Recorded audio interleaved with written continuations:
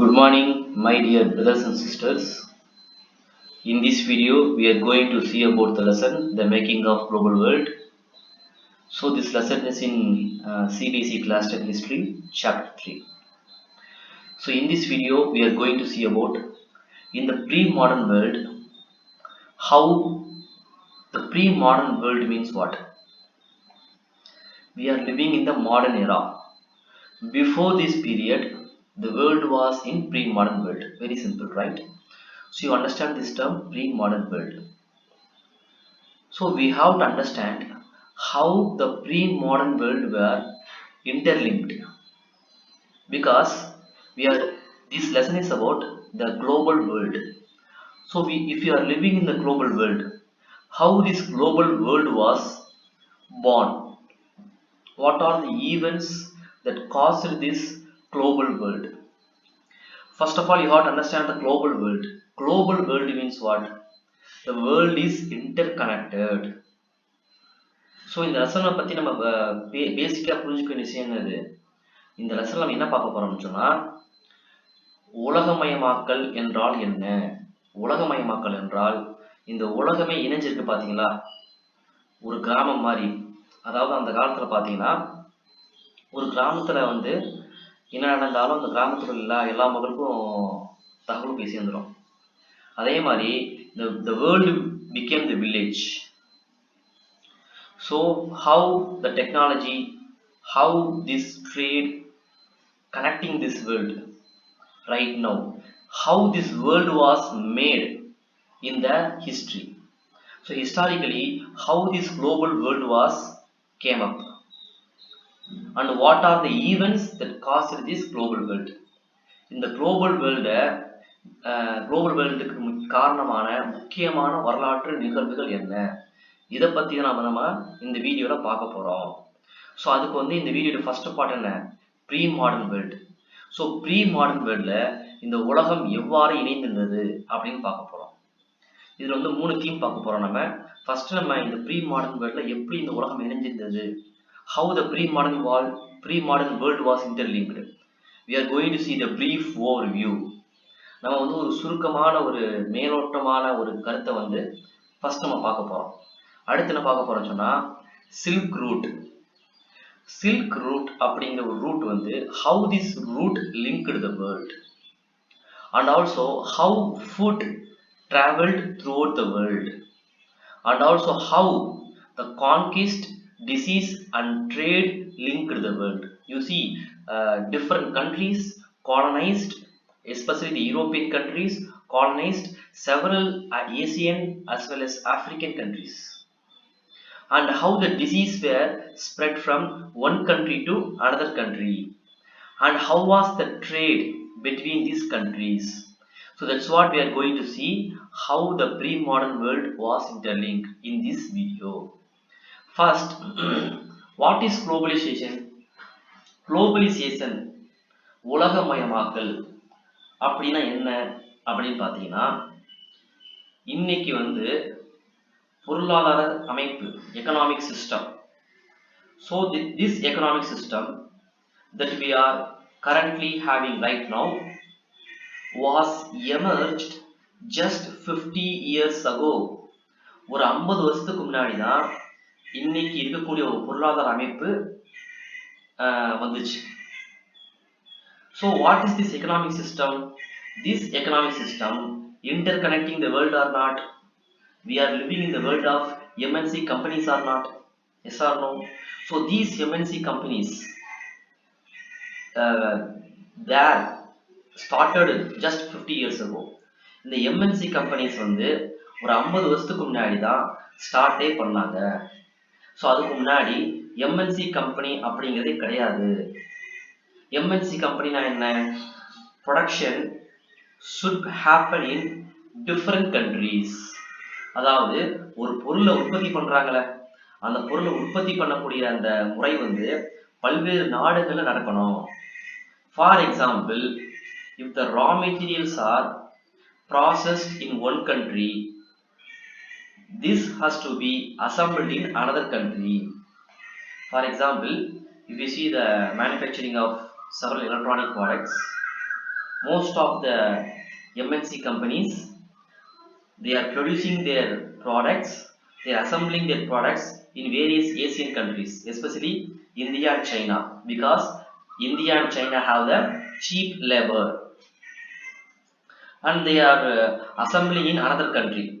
If you take any one product, it may be the car, it may be the electronic, the production is happening in multiple countries. The same product was manufactured in multiple countries. For example, if you take the car, if the car spare parts are manufactured in India, this car would be assembled in some other country. This car would be marketed in different country. In this way, you can see the production is happening in different countries or not. So globalization means a economic system that emerged 50 years ago. So this economic system we are talking about, the economic system that is linking the world through MNCs. What is MNCs? Production in different countries. So this is what globalization. So, but even before 50 years, we have the long history of globalization. So, what is this long history? Long history of trade. Even though the production was happening in one particular country, the goods manufactured in only one country was traded with different countries. அந்த காலத்துல பல்வேறு நாடுகள்ல ஒரு பொருளை உற்பத்தி பண்ணல. But ஆனா ஒரு பொருளை ஒரு இடத்துல உற்பத்தி பண்ண ஒரு பொருளை பல்வேறு நாடுகள்ல வியாபாரம் செய்யப்பட்டது. Not only that, people migrated for various reasons, in search of work, in search of knowledge, for escaping from persecution, and even not only people, the capital investment also moved. In this way, we have the long history of globalization. So if we have to understand this globalization that we are living today, we have to understand the different phases of history. So இன்னைக்கு நம்ம வாழக்கூடிய இந்த globalism உலகமயமாக நம்ம புரிஞ்சுக்கிறதா இருந்தா நம்ம வரலாற்றுடைய சில பக்கங்களை நம்ம புரட்டி பார்க்கணும், சில ஃபேஸஸ் நம்ம புரட்டி பார்க்கணும். So this pre-modern world is one among the phases. So in this pre-modern world, we have to understand the globalization, even though it is referring to the economic system that emerged 50 years ago, the human societies are interlinked throughout the history. Since ancient times, we can see many people traveled across the world. There may be the travelers, traders, priests, and pilgrims. They traveled for various reasons, in search of knowledge, in search of opportunity, in search of spiritual fulfillment, and also to escape persecution. And along with them, they also carried many things to the destination: goods, money, values, skills, ideas, inventions, games, germs, and diseases. So since ancient times, many people traveled for various reasons. Along with them, they carried these stuff to the destination. So if you see the few scenarios in ancient times, as early as 3000 before Common Era, there was an active coastal trade between these two regions. One is Indus Valley civilization, and another one is West Asia. West Asia means, if you look at the map of Asia, you can see the Arab countries, west of Asia. So between India, so called as Indus Valley civilization in ancient period, and West Asia, there was an active coastal trade was happened as early as 3000 BCE. And also the cowries were seashells. கடல் சிப்பிகள் சொல்லுவோம்ல, அதான் cowries சொல்லுவாங்க. These cowries were used as the currency in Maldives. But we can see the currencies until China and East Africa. If you look at the map, world map, you can see the Maldives between China and East Africa. China is in right hand side and East Africa is in left hand side. So this shows that the trade happened between these countries. And also not only the goods, also the disease spread in long distance. So in 7th century and 13th century, the germs carrying disease spread over long distance. In 13th century, it was an unmistakable link so that the germs connected Asia, Africa and Europe. 13th centuryல தான் ரொம்ப ரொம்ப தெளிவான ஒரு தொடர்பு இருந்ததுனால அந்த disease வந்து உலகம் முழுக்க பரவுச்சு. 7th century விட 13th century தான் தொடர்பு ரொம்ப அதிகமா இருந்துச்சு அப்படின்னு நம்ம புரிஞ்சுக்கலாம். So you see this figure. This figure was a memorial stone in Goa Museum. This memorial stone dates back to 10th century. 10th century means what? 900s. In 900s itself, the memorial stone was drawn as a ship. Can you see? The ship was drawn in this memorial stone. So what does this indicates?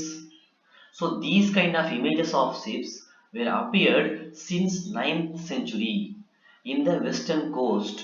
If you see the map of India, what are the western coast? The western coasts are lands near the Arabian Sea.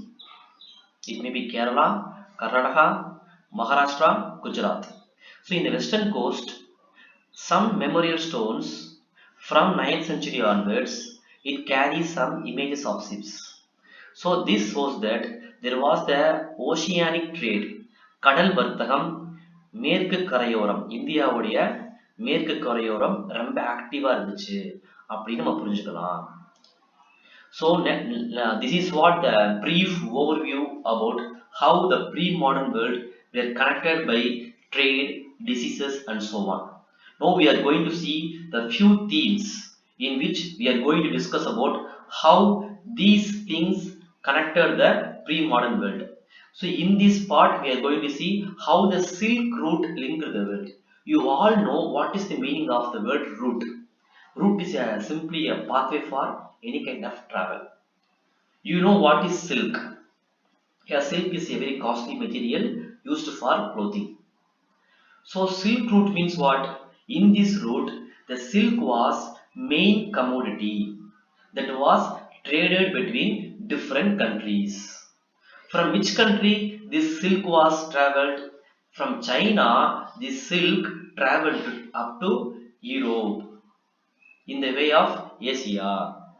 So it's not only about Chinese silk, okay, reached the Europe, reached the Western countries, and also various commodities. You see Chinese pottery. If you know about Chinese pottery, you can, if you imagine that, you see this beautiful calligraphical, geometrically designed signing pots that is coming from China. Okay, that is made from Chinese clay. And textiles. And textiles and spices from India and Southeast Asia. So from India, what are the goods traded? Textiles and spices. Spices means, you know, cardamom, pepper and so on. So it's not only from India, also from Southeast Asia.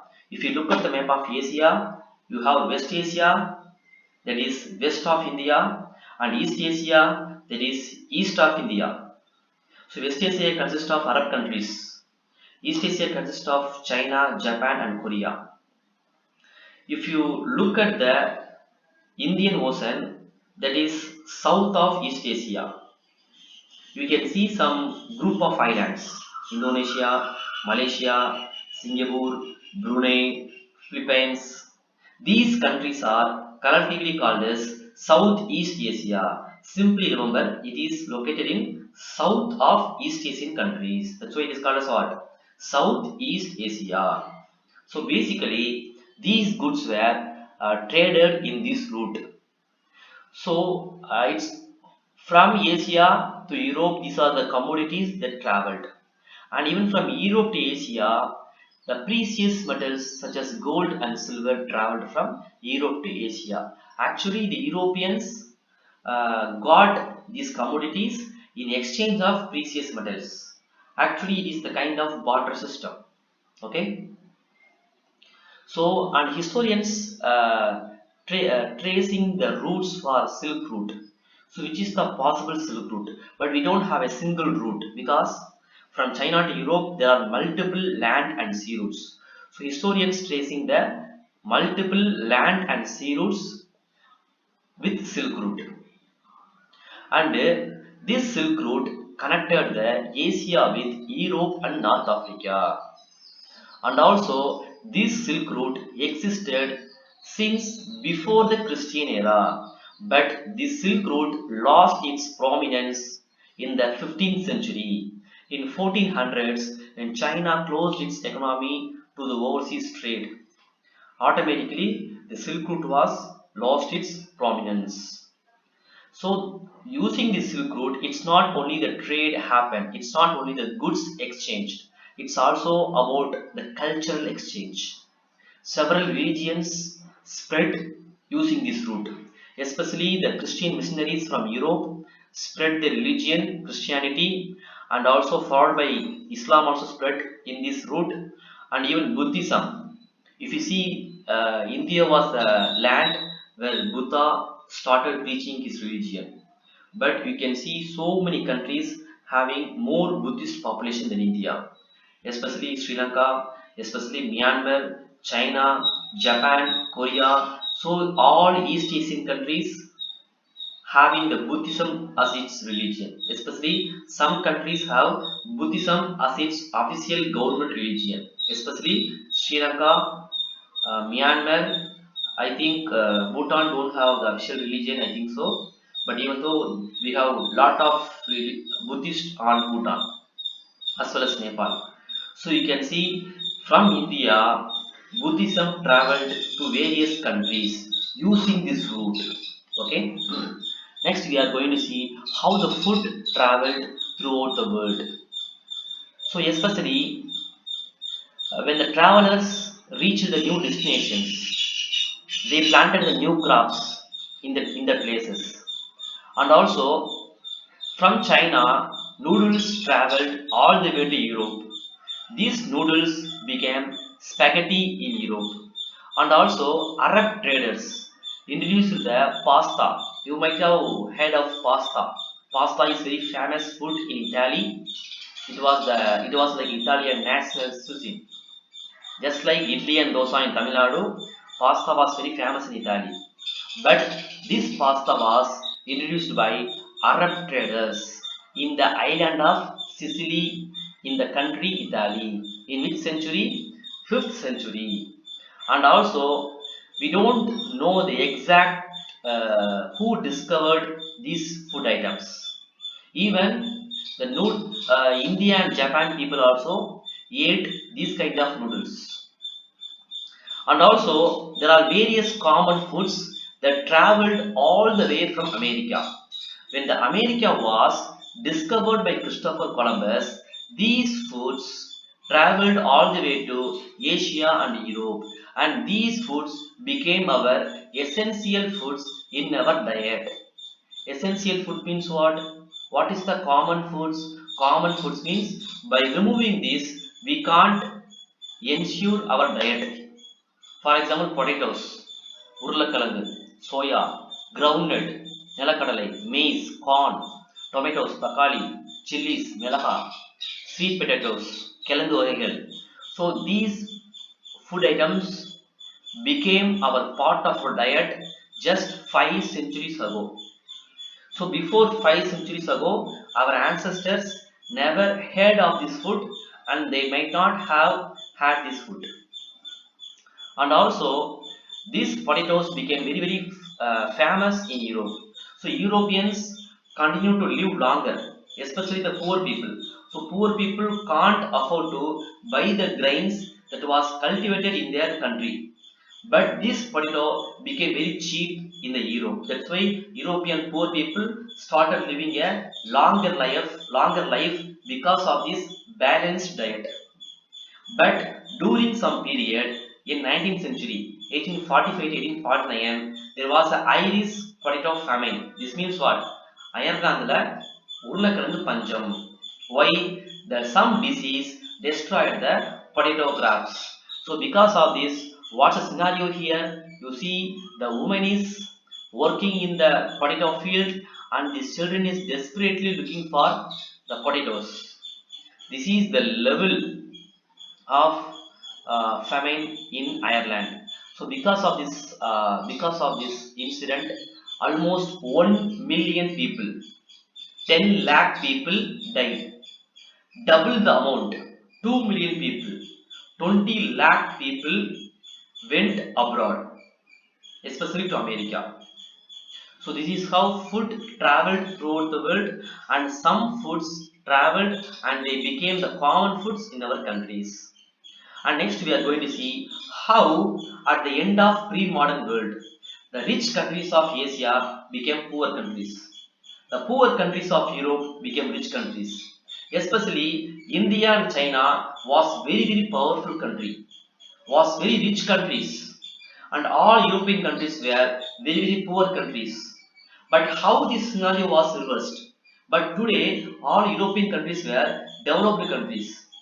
Almost all Asian countries were poor countries.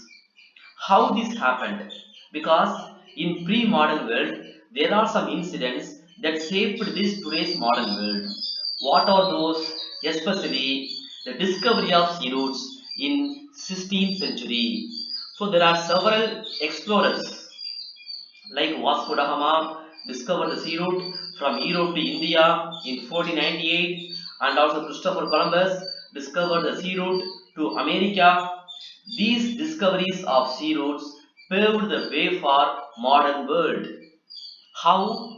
Because during the pre-modern world, the Indian Ocean is the main trading route, and the Indian subcontinent was the central location for this trading route, because all countries were connected via Indian Ocean, and Indian subcontinent was the central to this trading route.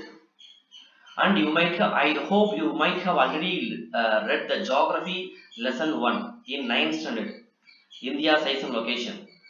In the 9th standard geography lesson 1, you might have realized the importance of Indian Ocean. Why the India's location is strategically important? Because Indian Ocean is very important trading route that connects all the countries from west to east, and Indian subcontinent was at the central location of this trading route. So subcontinent does not only refers India, it also refers all the countries that is south of Himalayas. So Indian Ocean and Indian subcontinent was very important for the world trade. But at the end of pre-modern world, this trading center was shifted from this location to Europe. How? This discovery of sea route is the important reason. Especially after the discovery of America, the Europeans found lot of resources in America. So Americas, it's not referring the right now USA. It was referring North American continent, South American continent, and Caribbean islands that is located in the Atlantic Ocean, that is between North America and South America. So in these lands, it's full of resources, it's full of lands, it's full of minerals. Especially in the countries of Peru and Mexico, there are precious metals.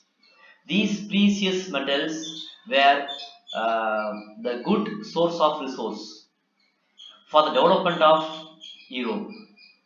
And also, especially in these countries, silver was the most abundant metal. That's why many explorers, especially European explorers, traveled to the South America, traveled to Americas for finding out these precious metals. So some cities of Americas were called as El Dorado. El Dorado means the fabled city of gold. It's like a dream land of gold for the Europeans. Okay, so because of the resources, the many Portuguese and Spanish people colonized the Americas, several parts of Americas in the mid 16th century. So for colonizing, for controlling another country, what method they used? Did they adopted the war? Did they use modern weapons to kill the local people? No. Instead of military weapons, they used the germs, especially smallpox germs. Even though they used various germs, the smallpox germs is the very, very important germ that killed the local people. So why do they adopted the germs instead of military weapons? Because they may be defeated in the war. These military weapons can be collected by the local people. So this method may tend to fail, but the local people were not resistant to this disease because this smallpox disease was very new to the Americas continent. That's why they can't face these germs just like military weapons. That's why they used the smallpox germs. And this incident was referred by John Winthorp. He was the first governor of Massachusetts Bay Colony. So this colony was in America and this colony was in New England. He wrote in 1634. What does he wrote? He told that smallpox was the blessing for colonists. It was the God's blessing. Colonist means what? Referring the Europeans. So why do he call the germs that cause disease as a blessing for colonists? Because he told that this disease killed all the natives and God had provided the land for this colonist. Okay, and this quote from this person was referred in the book called Ecological Imperialism. It was written by Alfred Crosby. In this way, the Europeans, after discovering the sea route to Asia and America, especially the Portuguese and Spanish countries, colonized the Americas using the smallpox germs.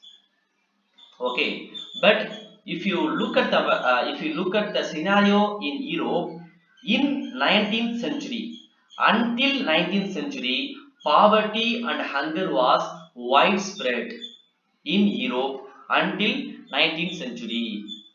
And in Europe, the cities were completely crowded. Because of the crowded cities, because of the congestion, the disease were widespread. Okay, and also in Europe, religious conflicts, religious persecution for dissenters. Dissenters means one those who don't accept the established religion of Europe. For example, Catholicism was the established religion of Europe. But there are some Protestants, those who don't accept the Catholic Christianity. So they faced the persecution by the religious authorities. And there was religious conflicts, religious fights. So some people, for escaping from this religious torture, they escaped from Europe to America. So this is what the scenario of Europe until 19th century in the pre-modern world. So you can't see any kind of development in pre-modern world Europe. But if you see the Asian countries, the scenario is different. And also in 18th century, the plantation workers were African slaves. You see this picture of African slaves. These slaves were sold in the European markets. We can see they are dressed in a very high European attire. But why they are dressed like that in a very high way? Because to attract this kind of a prospective buyers, so that they can be sold at very high cost. So these people were bought from Europe as a slaves and they were forced to work in Americas in plantations, especially in the cotton and sugar plantations. So this cotton and sugar were exported to European markets because European industries needs lot of raw materials for their textile industries, for their sugar industries. In this way, in 18th century, the slave trade was there. So this was the kind of conquest, disease and trade at the end of modern world. So China and India was very powerful country, and they dominated the Asian trade till 18th century.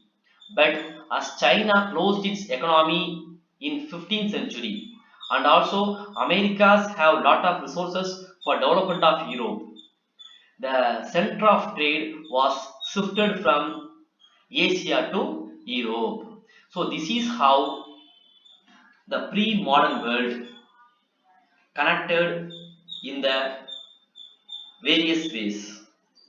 So with this, I conclude the video. In the comments, you can ask any doubts. So if there is any improvement in audio or video, please put in comments. We are working on it. We will improve our audio and video. Even if you want to improve our content, if you want to improve our accent of our English, please put in our comments. So if you want any other videos, especially the particular lesson or particular topic, you can put in the comments. So with this, I conclude the video. Let us see in the next video. Bye.